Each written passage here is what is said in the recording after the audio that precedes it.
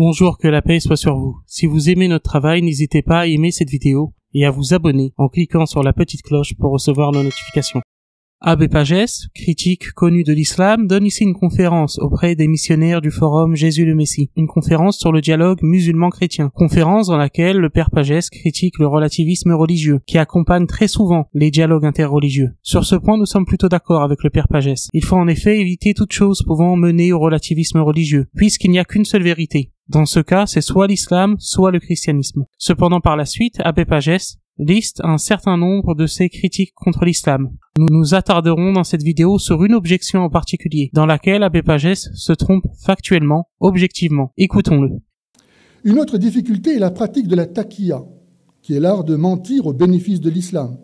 Ainsi, Allah commande-t-il à Mahomet, modèle des musulmans, « Attire ce que tu pourras, sois associé à leurs richesses et à leurs enfants, et fais-leur des promesses. Satan fait bien des promesses pour tromper. » Ici, l'abbé Pagès explique qu'Allah, dans le Coran, dit au prophète Mohammed, que la paix et la bénédiction de Dieu soient sur lui, « Attire ceux que tu pourras. Associe-toi à leurs richesses et à leurs enfants. Fais-leur des promesses. » Le diable fait bien des promesses. Je vous propose maintenant de lire, en plus du verset 64 de la sourate 17 en intégralité, les versets précédents, en commençant à partir du verset 61. Je cite. « Et lorsque nous avons dit aux anges, « Prosternez-vous devant Adam », ils se prosternèrent à l'exception d'Iblis, qui dit « Me prosternerai-je devant quelqu'un que tu as créé d'argile ?» Il dit encore « Vois-tu, celui que tu as honoré au-dessus de moi, si tu me donnais du répit jusqu'au jour de la résurrection, j'éprouverai certes sa descendance, excepté un petit nombre parmi eux. » Et Allah dit « Va-t'en. Quiconque d'entre eux te suivra, votre sanction sera l'enfer, une ample rétribution. Excite par ta voix ceux d'entre eux que tu pourras. Rassemble contre eux ta cavalerie et ton infanterie. Associe-toi à eux dans leurs biens et leurs enfants, et fais-leur des promesses. Or, le diable ne leur fait des promesses qu'en tromperie. Nous pouvons voir qu'il s'agit ici d'un dialogue entre d'un côté Allah et de l'autre côté Satan, et que donc les paroles qu'Abbé Pagès présente comme un commandement d'Allah au prophète Mohammed, que la paix et la bénédiction de Dieu soient sur lui, sont en fait les paroles qu'Allah tient au diable, en lui disant qu'il lui laisse un délai jusqu'au jour de la résurrection. Pour expliquer cela à nos amis chrétiens, il s'agit ici de ce que vous appelez la volonté permissive de Dieu, qui permet parfois le mal pour un bien plus grand. Comme lorsque dans le livre de Job, Dieu dialogue avec Satan. Et dans ce livre, Dieu permet à Satan de tenter le prophète Job, que la paix soit sur lui. Nous le voyons au chapitre 2 du livre de Job. L'Éternel dit à Satan, « Voici, je te le livre, seulement épargne sa vie. » Et Satan se retira de devant la face de l'Éternel, puis il frappa Job d'un ulcère malin, depuis la plante du pied jusqu'au sommet de la tête.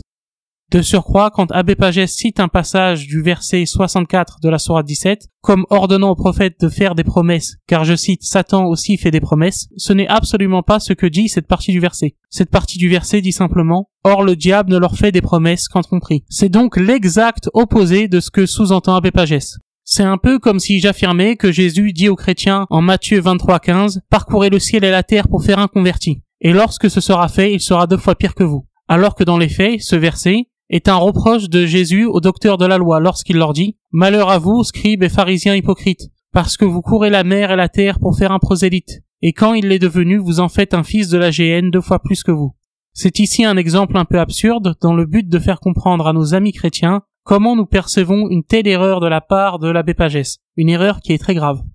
Comme l'explique le catéchisme du Concile de Trente, le faux témoignage, qu'il soit judiciaire ou non, est interdit, et ce même envers ses ennemis. D'ailleurs, sans faire de concordisme, il faut savoir que de notre côté en tant que musulmans, c'est la même chose, puisque le Coran nous oblige à faire preuve de justice, même contre nous-mêmes, comme le dit le verset 135 de la sourate 4. Le verset 8 de la sourate 5 nous dit même que la haine envers un peuple ne vous pousse pas à être injuste. Nous avons donc une obligation de vérité, musulmans comme catholiques, que ce soit dans nos sources ou dans vos sources. Je ne pense pas que ce soit ici une erreur volontaire de la part d'Abbé Pagès. Il faut toujours garder le jugement de la charité envers son prochain. Il est grandement possible qu'il se soit basé sur les propos de quelqu'un se trompant lui-même, ou que par erreur il ait oublié de lire les versets précédents. Errare humanum est, persevere diabolicum. Merci de ne pas vous moquer de mon latin. J'ai pris de longues et laborieuses minutes à répéter cet adage. Cet adage qui veut tout simplement dire l'erreur est humaine, la persévérance dans son erreur est diabolique. Chacun peut se tromper. Moi-même, il y a quelques jours, j'ai fait une erreur dans une vidéo sur la lettre de Pie II au sultan Mehmed II, au sultan ottoman Mehmed II, que Dieu lui fasse miséricorde, une erreur que j'ai commise en me basant sur une traduction d'un religieux, et malheureusement, je n'ai pas vérifié la réputation de cette traduction, qui n'était apparemment pas très bonne. J'ai présenté mes excuses aux catholiques comme aux musulmans pour cette erreur, car je souhaite critiquer le catholicisme en étant le plus honnête possible. Je pense que c'est la même chose pour Abbé Pagès. Je pense qu'il souhaite critiquer l'islam en restant le plus honnête possible. Je lui propose donc en toute courtoisie de corriger publiquement cette erreur, car cette erreur peut entraîner de nombreux catholiques qui n'iront pas pour certains d'entre eux vérifier à chaque verset que cite Abbé Pagès. Cela peut les entraîner à se tromper eux-mêmes, à faire un contresens. Contresens qui est préjudiciable aux catholiques même qui voudront évangéliser les musulmans, puisque les musulmans voyant cette erreur ne les prendront pas au sérieux. C'est pour cela que ça soit nous les musulmans, lorsque nous critiquons le catholicisme, ou les catholiques lorsqu'ils critiquent l'islam, il faut le faire de la façon la plus sérieuse possible, sachant que l'erreur est humaine, il faut apprendre de nos erreurs, corriger publiquement nos erreurs, c'est une exigence que nous devons avoir envers nous-mêmes et envers chacun, mais d'abord envers nous-mêmes. Chers frères et sœurs, je vous demande de prier pour Abbé Pagès, afin que Dieu le guide vers la vérité, le guide vers l'islam. Voilà, c'est la fin de cette vidéo, je vous remercie pour votre attention, que Dieu vous bénisse et que Dieu vous garde.